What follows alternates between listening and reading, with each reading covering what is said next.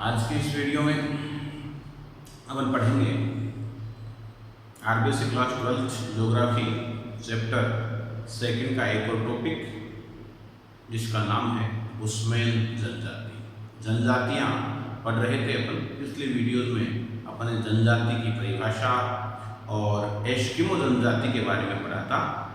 अब अपन आज बुशमैन जनजाति के बारे में पढ़ते हैं। तो देखिए, बुशमैन जनजाति अफ्रीका के जो कालाही मरुस्थल हैं उन क्षेत्रों में पाई जाती है। दक्षिणी अफ्रीका, नामीबिया, बोत्सवाना, अंगोला, इन क्षेत्रों में इनके निवास क्षेत्र होते हैं। इस जनजाति के जो दूसरे नाम हैं वो है शान, रवि और पशाल। ये नाटे कद के होते हैं, छोटे किस्म के होते हैं और आखेट यानी शिकार करना और संग्रहण यानी जंगल से कुछ कंदमूल फल इकट्ठे करना,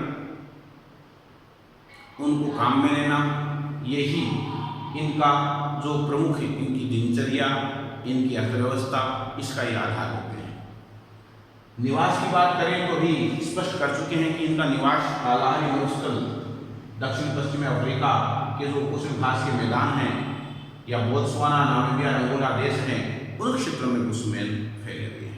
लगभग 20,000 की संख्या में जो हैं वो ये हैं और छोटे छोटे ये समूह बना करके रहते हैं और घूमते भी रहते हैं, घूमंत प्रकार के भी होते हैं, लेकिन ये अल्पकालीन प्रवास भी करते हैं। उसके बाद इनके आर्थिक क्रियाकलापों में देखें तो आखेट इनका प्रमुख आर्थिक क्रियाकलाप होता है। ये कुशल आखेटक होते हैं। ये जंतुओं की बोली निकालने में, जंतु की बोली बोलने में बड़े प्रवीण होते हैं, दक्ष होते हैं।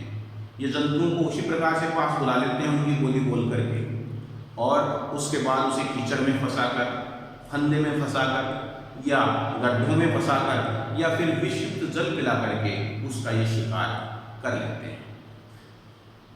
भोजन की बात करें तो ये सर्वभक्षी होते हैं, खाते बहुत ज़्यादा है। एक बुशमैन एक बार में लगभग आधी भेड़ खा जाता है और मछली, पौधे की जड़ें, बेरी, शहद, दीमक, चींटियाँ, उनके अंडे इनके प्रिय भोजन में शामिल हैं। उसके बाद वस्त्रों की बात करें तो ये बहुत कम वस्त्र पहनते हैं, ज़्यादा वस्त्र नहीं पहनते। बुशमैन में जो पुरुष होते हैं वो एक तिकोनी सी लंगोटी पहनते हैं और ऊपर के भाग में कुछ नहीं पहनते। स्त्रियां जो होती हैं वो कमर से नीचे तक ढके हुए एक एप्रिन प्रकार का वस्त्र पहनती है और उनका एक विशेष वस्त्र होता है जिसे चोंगा या क्रोश कहते हैं। उस चोंगे व क्रोश में वो अपने शिशुओं को भी ले जाती है। कहीं भी जाना होता है तो उसमें बांध करके, उसमें बैठा करके, और जो संग्रहण है जब करने वो जाती है जंगल में तो उस क्रोश को संग्रहण के लिए भी वो काम में ले लेती हैं। तो स्त्रियां जो चोंगे प्रकार का वस्त्र जो पहनती हैं उसे क्रोश कहते हैं। इसके अलावा ये चमड़े से बने जूते या जो चमड़े की टोपियां हैं वो भी ये पहनते हैं। और फिर बात करते हैं कि निवास में रहते हैं। ये चट्टानी गुफाओं में रहते हैं। ये पेड़ों की टहनियों से, पशुओं की खालों से इस प्रकार झोपड़ियाँ बना लेते हैं। 8 से 10 के समूह में ये झोपड़ी बनाते हैं और वहाँ अल्पकालीन ये गाँव में निवास करते हैं। औजार और बर्तनों की बात करें तो इनके औजार में तीर कमान, नुकीले डंडे, भाला, बर्छा और अग्निदंड प्रमुख होते हैं। इसके अलावा इनके पास बर्तनों की कमी होती है तो ये शुतुरमुर्ग और जो अंडे होते हैं उसको ये आभूषण बनाने में और वहाँ पानी रखने में बर्तन के रूप में काम में लेते हैं। अपने तीरों को नुकीला करने के लिए शुतुरमुर्ग और जिराफ की हड्डियों को काम में लेते हैं और जो पेड़ों की छाल होती है उससे ये रस्से बनाते हैं। इसके अलावा अपन ये देखें कि समाज और संस्कृति की बात करें उससे पहले जैसे शुतुरमुर्ग के अंडे ये जल के लिए काम में लेते हैं तो हिरण के जो खाल की थैली होती है उसे भी ये जल के लिए काम में सामाजिक संस्कृति की बात करें तो ये छोटे छोटे दलों में रहते हैं। ये जादूगरों में बहुत विश्वास करते हैं, भूत प्रेत में बहुत ज़्यादा विश्वास रखते हैं, और ओझा को ये ज़्यादा मानते हैं कि जो ओझा होता है उन्हें प्रेत आत्माओं से, इन्हें संकटों से बचाएगा। ये दो भगवानों को मानते हैं। ये मानते हैं कि एक भगवान पूर्व में है और एक भगवान पश्चिम में है। उसके बाद वातावरण समायोजन की बात करें तो ये वातावरण के साथ पूरी तरह से एक तरह से समायोजित रहते हैं, क्योंकि इनके कम बच्चे रहते हैं, ये सामान का बंटवारा करके चलते हैं, तो ये आसानी से एक स्थान से दूसरे स्थान पे घूम लेते हैं और वातावरण के प्रति समायोजन कर लेते हैं।